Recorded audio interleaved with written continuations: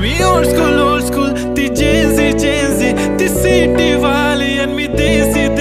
तरी इगो तिला जरा भी नाही मनामध्ये खराबी नाही पॅपराझी तिच्या मागे डेली क्रेझी तरी वाय सो शाय सुंदरी तुझं नाव काय आहे तुझं गाव काय आहे ग अरे सुंदरी तुझं नाव काय आहे तुझं गाव काय आहे ग अरे सुंदरी तुझं नाव काय आहे तुझं गाव काय आहे ग